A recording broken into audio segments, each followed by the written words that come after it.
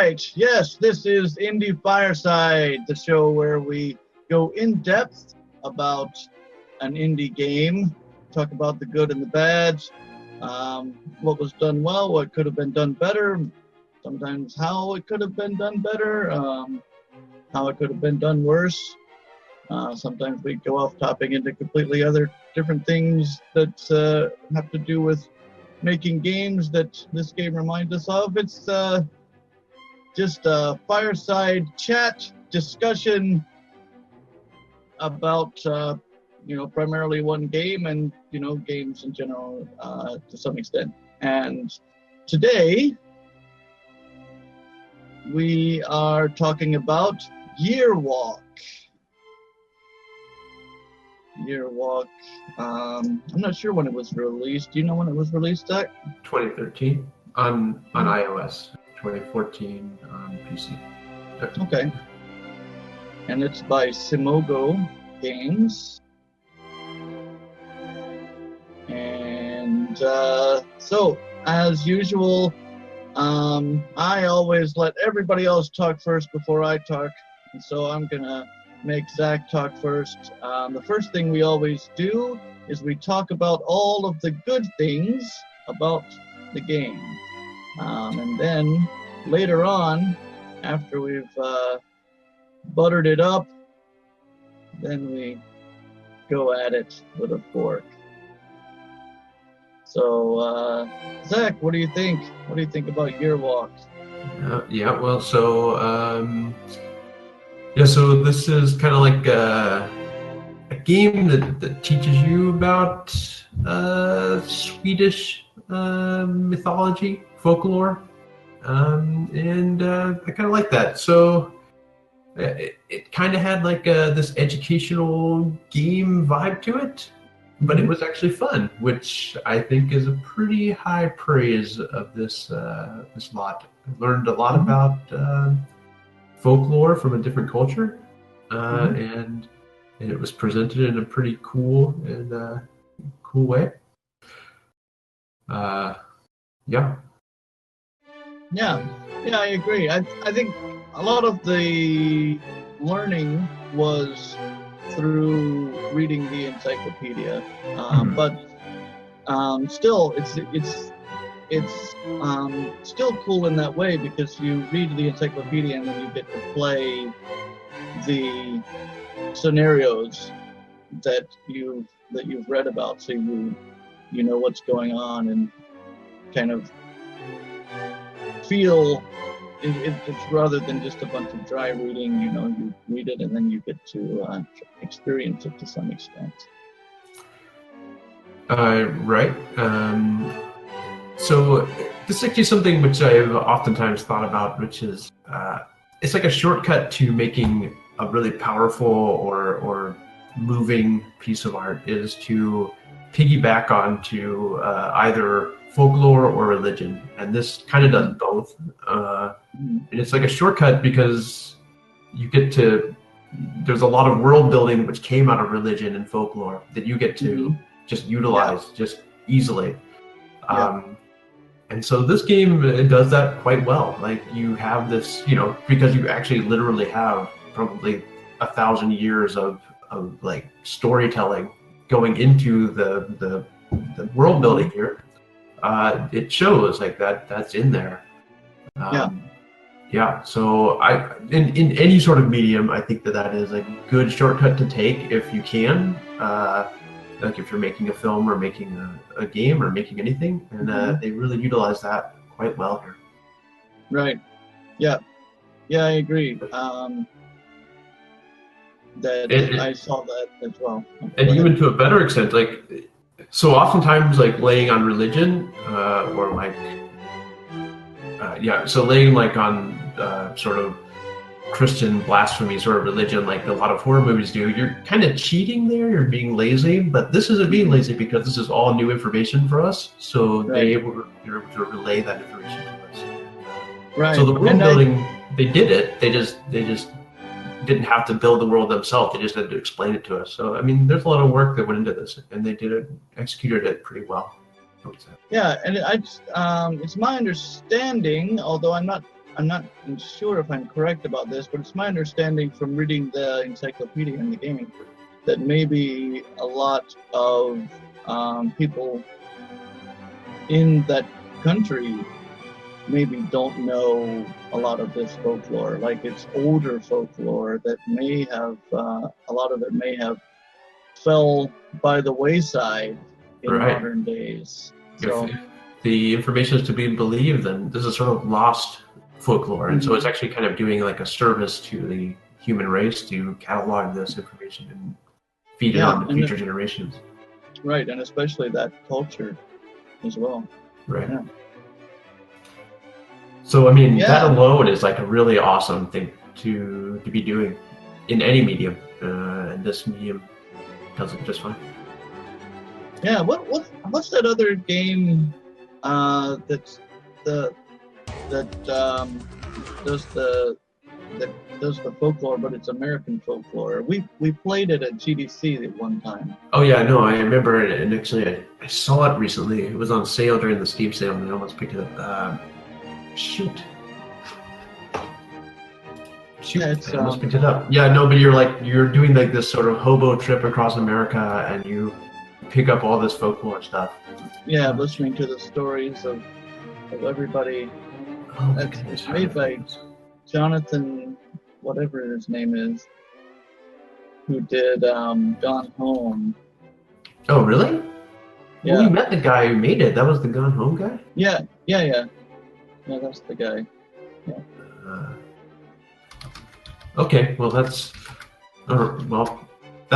was a very interesting game to me, but yeah, I did not. Unfortunately, I don't remember the name. Yeah, I don't either. When it came out, I remember that there was a big kind of hubbub in the game community because he kind of complained that it did not do as well as he thought that it would, and made a very large post on Reddit, I think, about why he thought that was. It's called Where the Water Tastes Like Wine? Yes, that's the game, Where the Water Tastes Like Wine. I haven't played it, but maybe I will. Maybe I will one day. It was a very interesting game, the very short amount I played it at TBC. Right, and the artistic styling was actually kind of similar to this, like, hand drawn. Right. It was kind of it was interesting. I think I didn't pick it up for technical reasons. I think it doesn't run on Linux well or something like that. Right. Yeah, so I would just bring that up because it's another example of being able to create a rich world because you're taking the stories that have developed over hundreds, at least hundreds, sometimes thousands of years, right? And so it's a good way to. And like this game, right? Those are probably stories which are on the verge of being lost, or at least they're not commonplace knowledge. Right. Right.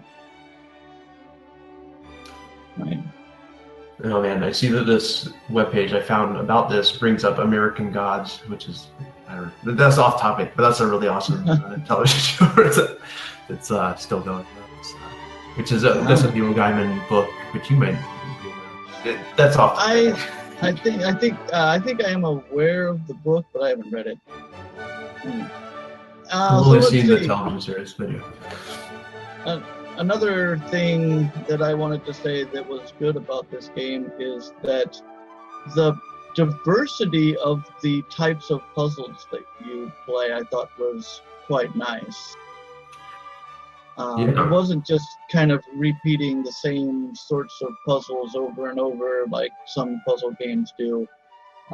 They actually had, I think, a very large diversity. I mean, it's a short game, so that's one of the things that you can do in a short game is have a large amount of diversity.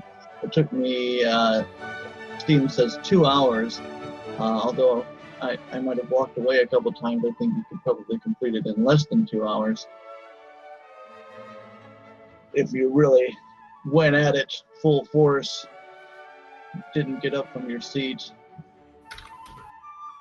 Yeah, and I guess I'm gonna tweak that slightly and bring up something which it's doing, which I oftentimes like.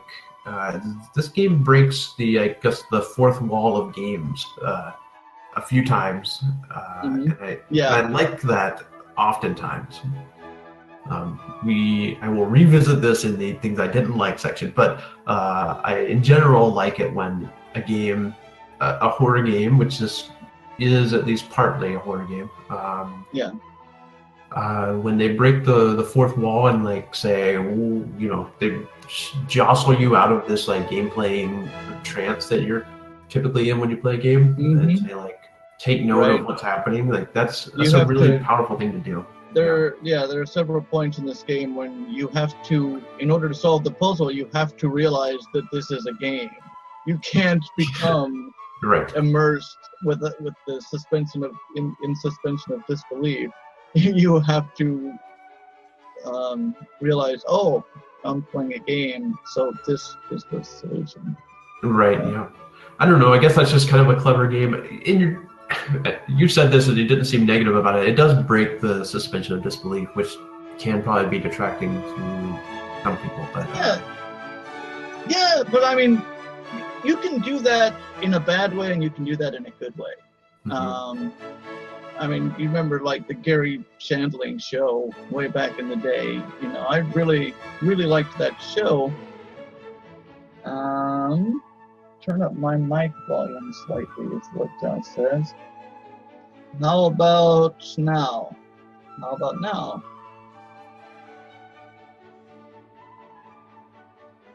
Yes, no. Is my mic coming up, Zach? I didn't hear it increase actually. Really? Okay, I can like turn it up a lot, like this. Better? Sane? It sounds about the same to me. Okay. I don't know why. My mic volume is now almost at maximum. I'm afraid to. I mean, I can turn it up all the way to max like this. I kind of wonder what's happening on the stream. I hope we're not screwing that up.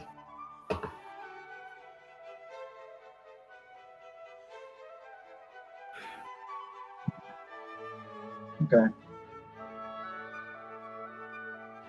All right. I hope this is fine for the mic volume. It's quite high. But anyway, what were we talking about before that? Oh yeah. I was mentioning the Gary Shandling show. Yeah, you know, I mean that kind of thing. I really liked that show, and its whole shtick was breaking the fourth wall and making you realize that you were watching a TV show rather than getting immersed in the TV show. But then there are other media that I won't mention, not to be negative about anything. So, but there's other media and other shows and games that do it badly, and then you know, it kind of elicits a groan, like, oh, more fourth wall breaking.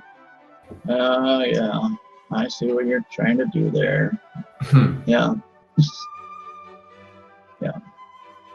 Okay, well, I'm gonna let you lead off. What did you think about the art styling of the game? I really liked it. I definitely I liked it to a surprising extent. The hand-drawn nature of it, the seemingly 2D and yet really 3D.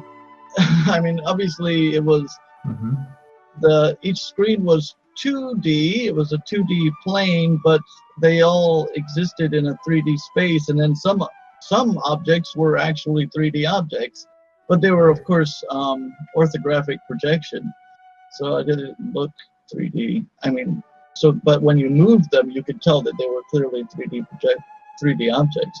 So that was I liked that. I liked that style quite a bit, and it has the capacity to take you by surprise sometimes because of that mix of 3D and 2D.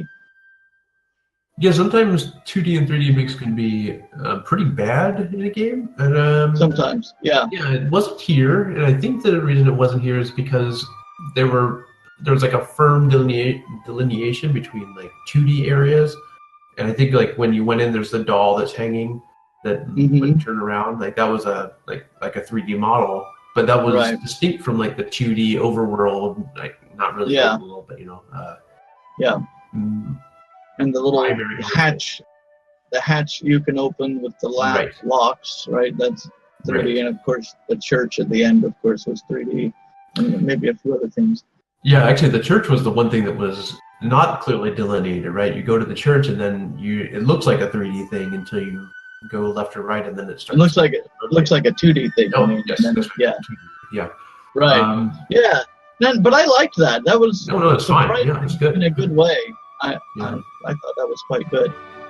I mean, it's kind of interesting, right? That is not in any way graphically like impressive, but at the same time, because you're used to these 2D drawn things, you're like, oh, whoa, okay. It's like it's still like a jostling, like, oh, okay. Right. Yeah, so you could say like, maybe, from a pure graphic, standpoint, it's not impressive, but from a graphic design standpoint, the way that the design of the fits in with the rest of everything, I thought it was. Yes, right. Like from a holistic view of the piece, I think it definitely works. And it actually is quite surprising because oftentimes, I don't know, I find it look really cheap if you put like 3D models on like a 2D platform or something. That looks pretty ugly, and I think that I'm not alone in that. Yeah, it can. There are some games that have done it well. Some games from the late 2000s, adventure games, have done this like toon shading. On the 3D models, and if you can make the 3D models look 2D, like hand drawn, like then you can pull it off. But you really have to make it a consistent sort of. But this game really did a good job of splitting it up, so it wasn't even an issue. Right. Great job with that. So I also, in case that's not obvious, I really thought that the artistic style worked very well. I don't know if I remember any music. Just sort of ambient sounds. I don't recall either. Which, as we've mentioned before, right? If you don't remember the music, then it did its job. It lets you remember it being really badass, and then it really did its job. Yeah. So. Right. Yeah. There's two ways. Okay. But I think. For this kind of game, right, you don't want a badass soundtrack. Right. Okay, right. So that's another thing, right? It really did accomplish a goal of setting an eerie mood. In the game. So that is, without any doubt, that was mission accomplished there to me. And that goes along with the artistic style. Also, the artistic style of being like hand drawn stuff fed into this folklore and perfectly, right? I mean, these are not like things that have a 3D shape, right? They're only ideas that we have that have been sketched out on paper and written in words. The fact that you read about them in words in a journal, in the encyclopedia, the fact that they're just these hand-drawn sort of sketches of things is the perfect medium for these. So Yeah, I agree. Let's see, is there anything else? Is there anything else to mention? This is not like a negative. Were there any puzzles that you had trouble with? There were definitely puzzles I had trouble with. Okay, well, I'm not even thinking in a negative light. There were five puzzles. It's just sure. I don't know what you mean by trouble. I mean, sure, there were a few puzzles that took me a while to figure out. Not too long, obviously, because I only have 2 hours in the game. But It took me a little while, some thinking to figure out, but I wouldn't call that trouble. There was only one that I really thought I had trouble with, and that is kind of on the negative side because I think it was because of bad game design. But it's like pretty much the one instance where I could say that there was some particularly bad game design. The rest of the game design I thought was great, but there was one instance in it, and it gave me some trouble. But I had to use the hint system the one time. No, I just relied on that. I didn't care if I used the hint system. We got to like the stage where I'm just like, I gotta get through this. I don't have time to like come back to this tomorrow.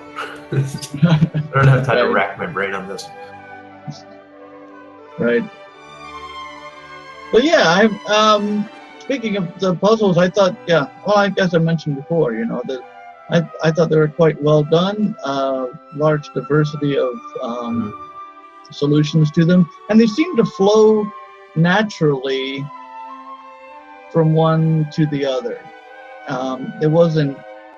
It didn't feel like just a bunch of disconnected stuff. It seemed to flow through.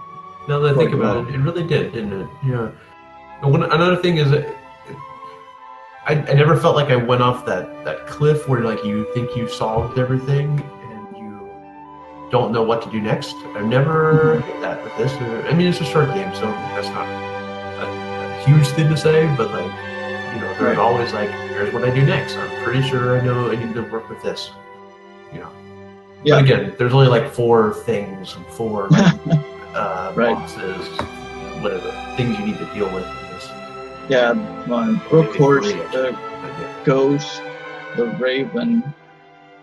Yeah. Brook Horse, Ghost, Raven, and the Church Grim. Yeah, the kid ghosts are actually the same as the Brook Horse. So yeah. The same. So really just 3. What are they called? Watchers or something? The which things? Oh, the mythical creatures. I was reading. So I think I was reading the Wikipedia page, and they refer to them as watchers, which I guess may be. Okay. Yeah. I don't recall that from the game, but I might have forgotten about it. Yeah, I don't either, which is why. Yeah, it might have been some other person's terminology. I guess one final thing I wanted to say is that, and this is probably just me being a sap, but there was minimal development of this relationship between the main character Daniel and Stina or whatever her name was. But I still felt like some sort of connection. I felt like there was some love going on there. There was some sort of romance that I cared about. Just pretty good, pretty impressive with like. Such a minimalist introduction to her. At least you get to spend some time with him. She says, I don't know, 5 things. Yeah, she says basically, I'm interested in another guy, sort of, maybe. So yeah. Or at least the other guy. I got the impression that the other guy is interested in her. Yeah, and maybe has more money. It seemed like a sort of arranged marriage, almost. Not exactly arranged, but kind of like a marriage of opportunity. Yeah, like the thing you should do versus the thing you want to do. Right. Yeah, that's what it felt like to me, that she was like, well, I could marry you poor asshole living out in the shack in the woods, or I could marry this other guy and actually have a good life. Yeah, and I think that most people that is, if it isn't something that resonates with them personally, it's something that is a trope that they're aware of. And so it's, again, you're reusing other people's work to get that emotional response, but that's fair game. That's an important thing to do in the game. Yep. So I think that's the final thing I had on my list here. Okay, yeah, I think we've covered everything. Graphics, puzzle design, some other stuff. So let's move on to I guess, the more critical portion of what. So I will say, first of all, to start off this section, that this isn't really my kind of game.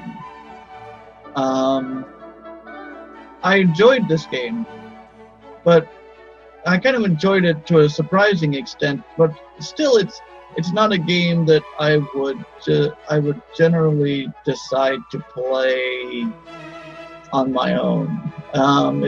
It's one of those sort of, I put it in the same category as like Myst or Seventh Guest, right? It's just a pure puzzle game. There's really very little story. There's the encyclopedia that tells you the stories of the individual things, and then you go and you solve the puzzles that have things to do with them, but there's no real progressive story. It's just like solve this having to do with this thing, and then solve this having to do with this thing, and then, get to the church, which the encyclopedia told you would be the end.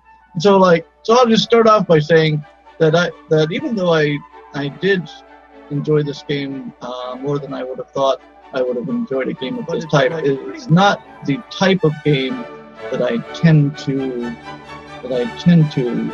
play. This kind of pure puzzle game.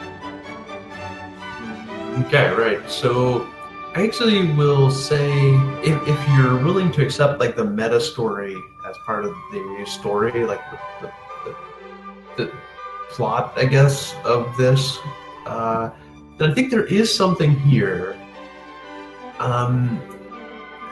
It's just that I think if it were delivered slightly differently, it would have come out more and been more impactful.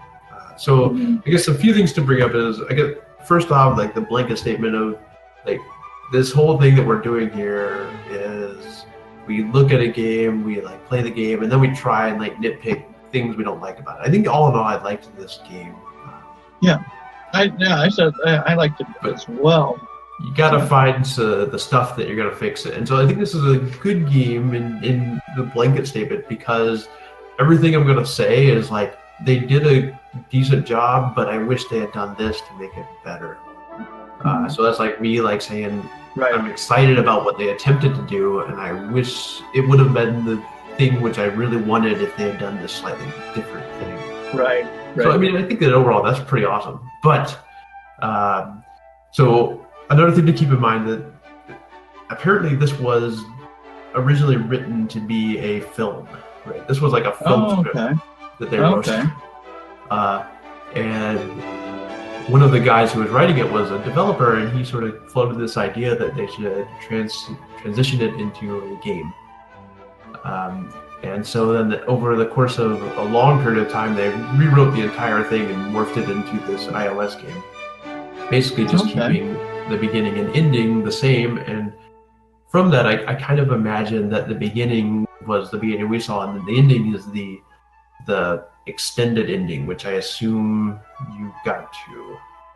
This is the diary that you get to read. Okay, so the journal thing? Yeah. Okay, so here's I had don't know to if this find that, because I didn't know. I didn't find it on my own. I had to go and do some searches. I actually did try to do that, and I found absolutely nothing to do. It said go north of the mill. You can't. No matter what you do, you can't go north of the mill. You go south of the brook. You can't. There's no way. I even went and would tap the direction key and down for to see if maybe there was some secret passage that didn't have an arrow, but nope. Right. And there's so and what really made me give up on it though was that I started going through the story, and I couldn't get the story to play out. It seemed to play out very smoothly the first time I played it. It seemed to flow naturally all together. But when I was actually trying to make things happen so that I could progress, it wasn't happening. The ghost wouldn't show up. I would go and I'd spin the girl's head, and watch the thing, and then I'd go back to where the ghost is supposed to be, and the ghost isn't there. I'm like, what the hell am I supposed to do to get the damn ghost to show up? I mean, she just showed up when I was walking around before. Right.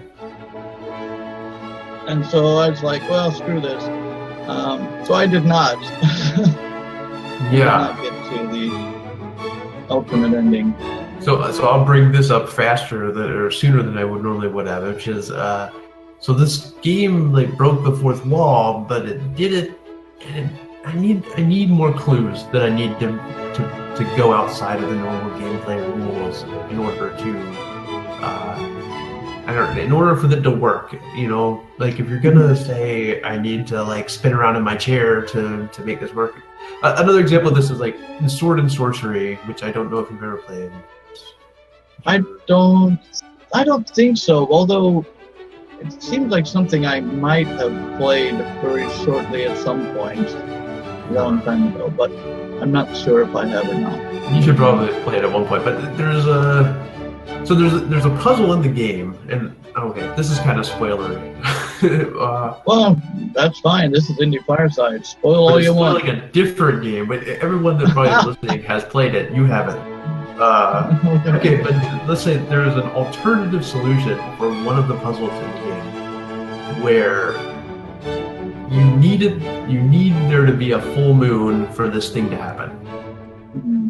The game actually will allow you to wait until it is an actual full moon according to your system clock and where you are via your operating system. And so you can actually go in and like change your system time to be like, and actually if someone's listening and knows this, I may be misremembering, but I think it's, there's a full moon or something like that. But you can like change your system time to trick the game into doing it, or there's a way to make it a full moon inside the game.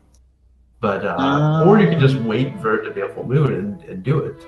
At least that is my recollection of the game. So that's like, if you had only allowed that alternative weird way to solve the puzzle in your game, you gotta give me a clue that that's what I need to do. Yeah. And inside that game, there is ample clues that like this needs to happen on this occasion, and I could have maybe figured that out. But in this game, I feel like I didn't necessarily have those clues, those or maybe cues is the right word. Those sort of like, hey, this is not something which is a normal game mechanic.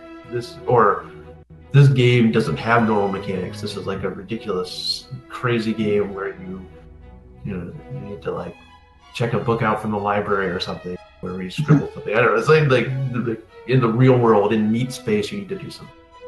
Yeah. But in this particular case, it wasn't that crazy. I definitely needed to look this up. How to do it was to go north of the windmill, south of the brook. You just need to hover your mouse north of the windmill on your map, and a password and username will appear. One of them is north of the mill, one of them south of the. So once you've beaten the game, that unlocks, and all of a sudden that's like how you do that. So that was actually irritating. That's not the first time it was irritating. There's the locked furnace or kiln or whatever. Like, this is an iOS game, but to solve the puzzle, you had to press keys on your keyboard. That was like pretty crazy to me. I liked that. I liked that one. I liked that one quite a lot. Did you said, oh, I need to press keys on my keyboard? I didn't initially. No, I was walking around trying to find some way to do that. I mean, it took me quite a long time. But I did think of it by myself without any of the hints, and so I felt quite clever at that point. I'm sure I would have felt quite clever too, but I was, like I said, I don't know if I have the time or patience for that. So I don't know. I was a bit miffed at that, although I did recognize a pretty clever thing, and I think that was like the first. So the first time I saw it sort of break the fourth wall was when you found the first whatever killed baby in your inventory, or not in your inventory, in the encyclopedia itself. Oh, I found instantly. I found the one in the I found the key one first before that one. Which one is the key one? The one we were just talking about. Press the keys. Oh, the keys. Oh yeah, the keyboard. That was yeah. So I just happened to look up and notice like the bloodstained encyclopedia, and then I started clicking through it. So I found that one like instantly, and so that probably should have clued me in that like the interface here is different than what you think, but that didn't clue me into that, and so I don't know. I felt it was kind of cheap, I guess, in a way. It was maybe I felt it was unfair, I guess. The press the keys one? Yeah, to unlock the... Oh, so I have exactly the opposite experience of you. I thought that the press the keys one was incredibly clever, and that having the baby in the encyclopedia was the worst game design I could possibly imagine. I walked around every single place in that map 5 times. Like, literally, I was like, okay, check everywhere here, like 5 times, and there was nothing there. And so, all right, I have to go to the damn hint system because this baby clearly doesn't exist. And it is not like I didn't read the encyclopedia. I'd already read the entire encyclopedia by that point. Right. Encyclopedias sometimes have pictures in them. Why would I even think to try to drag a picture out of the encyclopedia? I thought that was the worst game design I have ever seen. Wait, was this your main like gripe with the puzzle design? Yeah. That is my one, in my opinion, bad game design decision in this game. The rest of them are fine as far as I'm concerned, but that baby in the encyclopedia, I thought that was stupid. But everything else. Well, I mean, so I think that most people will probably went your route, because if I remember correctly, I went through the hint system, and the hint system kind of says look in the furnace, but it doesn't tell you how to open it.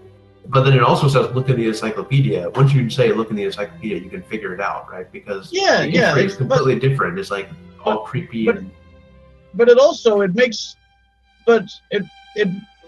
think the hint system makes fun of you a little bit, because it makes that one, the encyclopedia one, is the last hint. So you have to go through all the other hints. There are like 15 of them, and you're like, yeah, I already found that. Yeah, I already found that. Yeah, I already did that. Yeah, tell me something I don't know. So then you have to feel like a complete moron because you used 15 hints, looking at hints for things you already solved, to get to the one that was so badly designed that you didn't solve it. I mean, like, I'm not going to let the game judge my self-worth. I know what's going on. So I don't care if if I had to click through 15 hints or whatever. You're fine, man. You're fine. You figured it all out. You didn't need to. So I think it's pretty clear that was maybe the hardest one to find. So you have that on your side. I should have been able to figure out this key puzzle apparently really easily. I don't know. I didn't figure out. I'm not gonna say that I figured it out really easily. Well, yeah, like you said, you thought about it though, and you figured it out though. Yeah, I found the mill baby first. Right. I guess I did find. I got the key baby second. I guess the wagon baby I didn't find. So there were 2 I was looking for after that. I found where those 2 were. I got the mill baby pretty easily. That one's easy to get. And then the key one, it took me some time. But I did eventually figure that one out. And then I didn't know where the other one was. Like, it took me actually some time wandering around to even find where that wagon one was. But once you find it, that's easy enough. And there's no puzzle there. But then, I think it's the longest time that I was doing absolutely nothing during the entire game was walking around looking for that 4th baby that was in the encyclopedia. Right. Yeah. So I actually, the first one baby I found, well, the first baby, but the second one I was like, well, the encyclopedia tells you explicitly that that something about a baby getting burnt or something, or something about kilns and stuff like that. So I knew that there was going to be a baby there. Like, I knew there was going to be there, so I went there immediately, and then I couldn't figure out how to open the damn thing. So that was super irritating. But yeah, like I said, it was a puzzle that you could have figured out, but I felt like I needed a little bit of a cue that you need to. Right. It had letters on the thing, but why would I think there's no keyboard on the iPad? Like what? I wonder what the iOS game was like. That's what I wonder. That's interesting. Yeah. There must have been some alternate thing. Yeah. There. I've never played an iOS game in my life, so yeah. I've never played an iOS game in my life, or a cell phone game. I don't think I've ever played a cell phone game in my life, and I don't really intend to start. So I don't know what people do on cell phone games.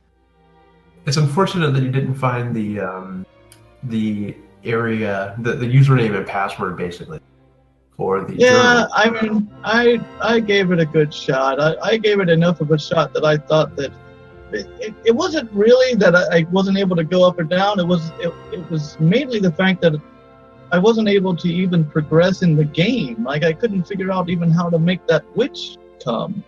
And so I'm like, I'm not sure what triggers that either. Yeah, but you would have just gone through the game again and then completed it, and nothing new would have happened. Oh, okay. I thought maybe I had to get further in the game and then I could go north and south. So basically, you know, remember there's that combination box that you find pretty early.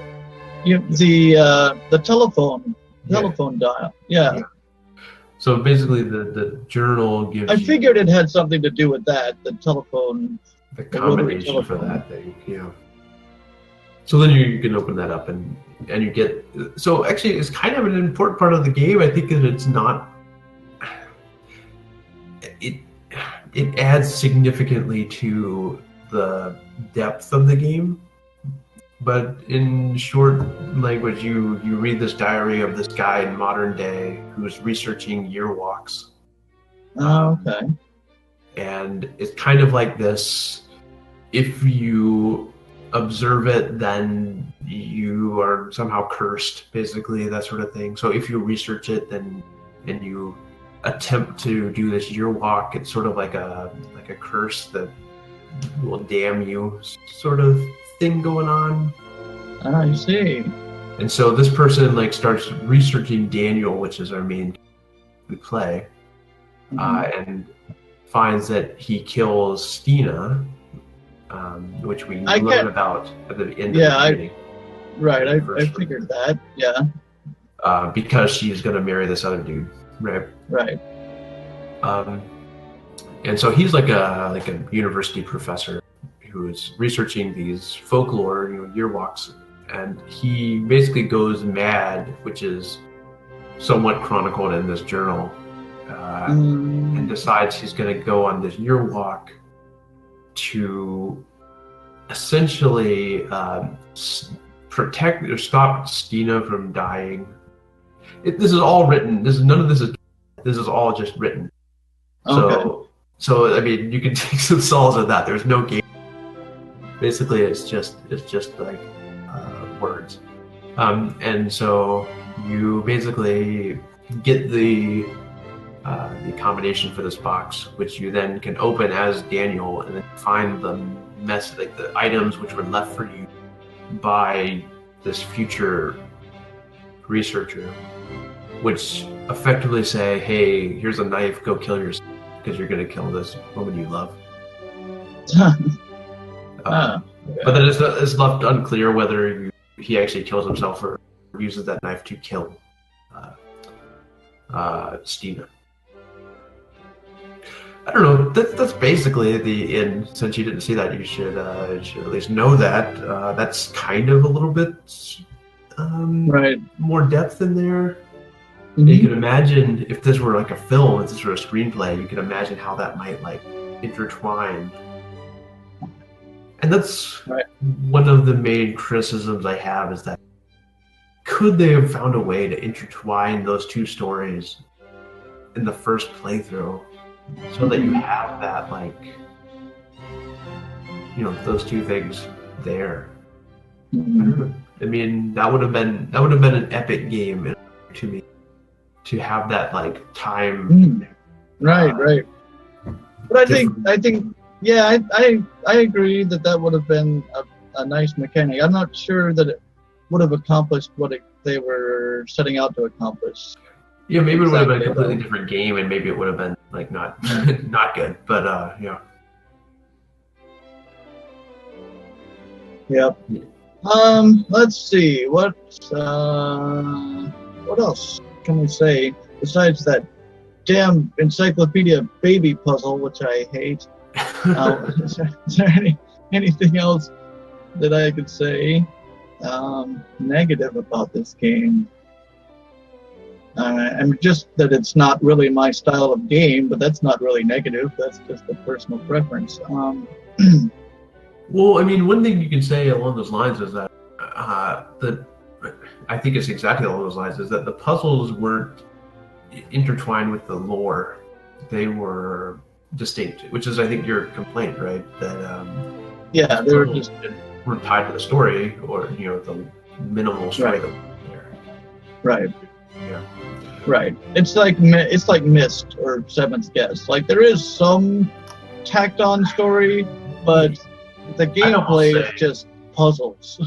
So like Seventh Guest is absolutely that way. I would say Myst almost has like a tie between the puzzles and some semblance of the story, kind of a little bit, but yeah, there's very minimal anything there. It's a very, very thin tie.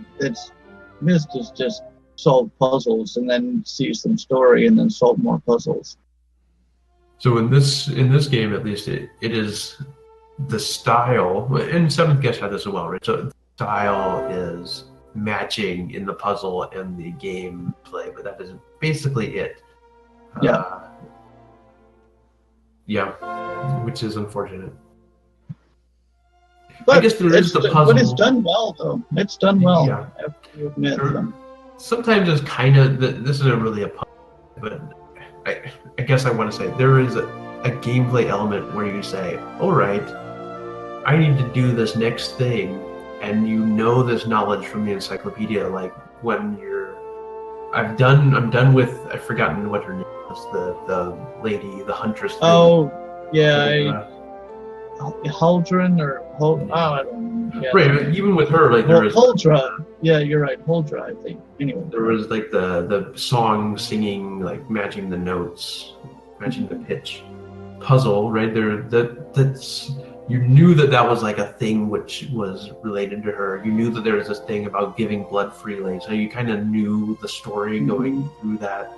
When you got out, you're like, something told me I needed to go and find the brook horse. I don't know what it was. Oh, because there was water, right? The key melted into water. And like, oh, water, that means the brook horse. I need to go to the creek. So like there was like, those are, I don't want to say those are puzzles, but they are like, that's where like they told me, and I had to use knowledge, which I gained earlier in the story, to tell me where to go next.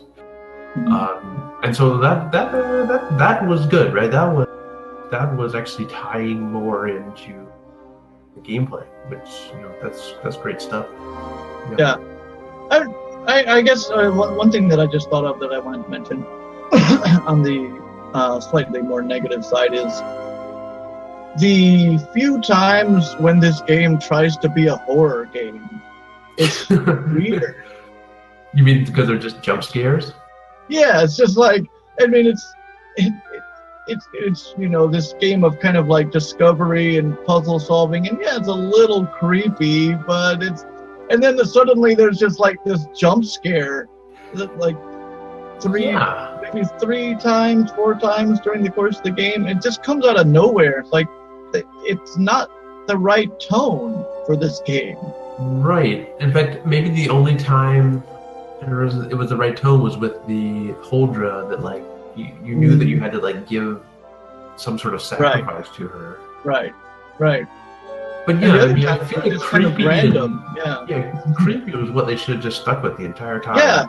Yeah, I agree. Yeah. And in fact, I think you and I are not huge fans of jump scares. I think that I'll say for myself that they're a pretty cheap form of horror, right? They're a pretty lazy form of horror. So, indeed. But on the flip side of that, man, they're easy to do compared to like, setting up a more in-depth, scary environment. but they'd already kind of done that, right? They had like this creepy environment. Yeah. So Yeah. it's yeah. Yeah, so that just kind of like, it kind of ruins the tone a little bit. I'm like, instead of like being like, oh, I'm like, what the fuck was that? What are you doing, game? That's not really appropriate at this time. So I will say that I'm fairly embarrassed to admit this. A ton of trouble doing the match the pitch of this puzzle. I was doing a lot of singing to myself and not able to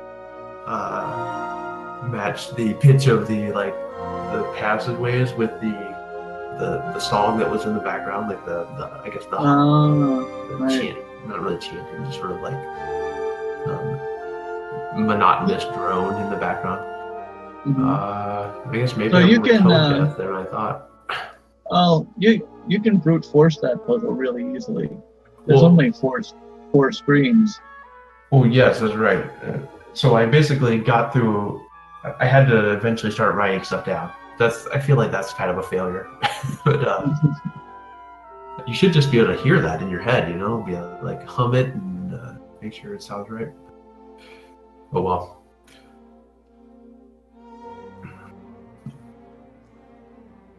Yeah, but at least they they don't make it so absurdly difficult that if you are having trouble with it, then just keep trying and keep track of where you've been, and you can get there. You're right. Yeah, you can brute force it definitely. Also, did you have trouble when you went into like the dark room and the underground passage? Yeah. I did not think I could move left and right in there. And I think that's a fair assumption because none of the other you could move left and right. I did figure out far before I could do anything in there that I could move left and right, but of course I was just moving into darkness. Yeah. So you go in there, and then there's this little, projection, right. And you move into darkness onto the left, and then you can't. If you don't have the flame, you can't. It doesn't allow you to move further. Right. So it's not like you can just move through there in the dark. You just like go a little bit to the left, a little bit to the right. And, well, clearly can't do anything in here. Yeah. I did try to just randomly click in the darkness to see if anything would happen, but yeah. That's me, I think, being stupid. I actually had to go to some playing the game, a video of them, to realize that wasn't even like in the hint system, right? Because they assume that you're going to figure that out, but I was a complete loss in me, which I guess should be put in like a negative unless I'm the only one that affected. I didn't know. Yeah, I mean, if it's a negative for you, then bring it up in the negative. It wasn't for me. I don't know. I kind of figured that out pretty quickly. Maybe not right away. Not maybe the first couple times I went in there, but after a while, I'm like, well, there's got to be something I can do in here. Of course, there wasn't because I didn't have the flame yet. So I did try to move left and right and found that I could, but I still couldn't do anything in there because I didn't have the flame. So when I got the flame, I pretty much knew that I could move. So this isn't really all right. So I want to say one of the, not like a negative, just sort of like a, that's interesting. Which is, so like when you get into the church and you basically beat the game, you're doing these final little puzzles, which are like I guess the beyond reality, you're touching God sort of thing. What is it with? It feels like there's like this. Everything was like this geometric, weird LSD trip thing. Like geometric shapes are somehow like our current view of the unknown right now, which is like a really weird, like it feels like a 1970s concept because I remember seeing album covers where you have like weird geometric shapes in the cosmos and something. Yeah, that's true. I'm reminded of Oxenfree, where they would use like geometric shapes to represent like this weird extra dimensional being or rift in time and stuff like that. It's kind of weird. I wonder that's sort of like a cultural shift from what we used to think were like the unknown and the... I don't know. What did we used to think was the unknown? I don't know, something more organic, I would say. Like, geometric is the opposite of organic. Right? This is more crystalline in nature. It's I don't know. That's just like, that's me being weird, I think. That's just a weird observation I have. Yeah, I mean, I think it makes some sense, though, to think about another dimension as that kind of thing, because the world of mathematics is kind of another dimension. Mathematics doesn't really exist in reality. It exists in this sort of logically consistent other realm. So, I mean, it makes some sense, right? I guess I like, yeah, so there was like a time, so mathematics describes like higher dimensional spaces and stuff like that. And that's where this is sort of stemming from. But I guess I've always adhered to this weird, like, hippie-ish thinking where higher reasoning, like higher level, higher dimensional beings are more like crazy, organic sort of things, and not like as mathematical or scientific in nature. Like you wanted to meet Cthulhu in there or something? I don't know. I don't know. To me, that seemed, I don't know, it seemed off. It didn't seem like something that would be like an eye-opening meaning creation experience. I mean, that is in no way meant to be a criticism, because how do you represent that? But yeah, I don't even know how I would represent it. I can say I was, I didn't love that part. I didn't hate that part. The puzzles were absurdly simple. Most of the time you just had to spin something one way or the other way. I'm just meh on that section. It didn't touch me in any particular way. Just kind of something to get through, and it was really easy to get through it. In fact, there's like almost no puzzle really. It's just keep spinning these things, and then and then they go away, and another thing comes, and you keep spinning that one. It's kind of like it's supposed to be more for the experience, the visual impact of the space. So I guess I didn't do the work. Yeah, I guess if that was the case, then I did not feel particularly at one with the universe during that section, I suppose. Yeah, that's a tall order. Nobody can, blame on not achieving nirvana by watching. Right. But I didn't hate that section or anything. It was fine. I thought that was a fine representation of the beyond, as good as any, right? So sure. Alright, that's all I got on my list, man. Yeah, I think we've been on for about an hour or so. Time to wrap it up, I imagine. Any last words? Well, it's an older game, but I don't know if it's a pretty good game, I think. For me, that was like something I had to do, is to spend some time and get a different person's, learn something, different person's sort of view on something. So this was like kind of a really nice game for me, I think. Yeah, and I really enjoyed it, despite the fact that it's not typically the type of game that I liked, and I did find it kind of frustrating at times, but not too much, not the same level as some of the other of this style of games, which are more hardcore than this one. This one was actually enjoyable to me, and all in all, did a great job on it. Pissed you off less than the Thin Silence, I think. Yeah, no, I think it's a better game than the Thin Silence. I would say. And not a bad pick for Zach's first Indie Fireside pick. So good job with that. And thanks to both of you once again for leading this month's Indie Fireside chat, and for everyone who showed up in chat. A lot of new names, one or two now banned names, but a lot of other new names as well. Yeah, I saw that. Thank you for getting on that. And Wops, I think, right now is the new one I see right now, so thanks for joining us. Hope you enjoyed it. For those of you who don't know, we do this every month. There will be a new game picked. I believe it's Vance's turn.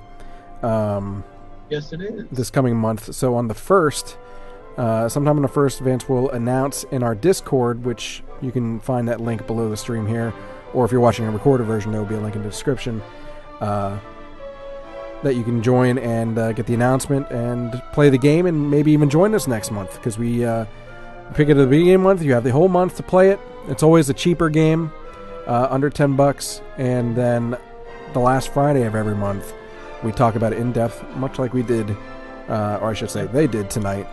And it doesn't have to just be me and Zach talking either. Anybody can join on the stream and have a chat with us. Absolutely. Anything else that you want to say before we pop off? No, I'm good. Gonna announce the next game on the 1st, so have a look out. I'll announce it on my Twitter and also on the Indie Game Discord. So awesome. And actually, the 1st also happens to be the next episode of the Indie Game Riot podcast. So if you're interested in that, where we talk about indie game news and also feature 3 different games in a shorter form, the show is also about an hour long, but more subjects talked about in the podcast. You're welcome to come to that show as well, Wednesday at 9:30 p.m. And thanks again, everyone, for showing up. We'll see you, if not next week, hopefully at the very least, next month. Bye, everyone. Take care. Bye.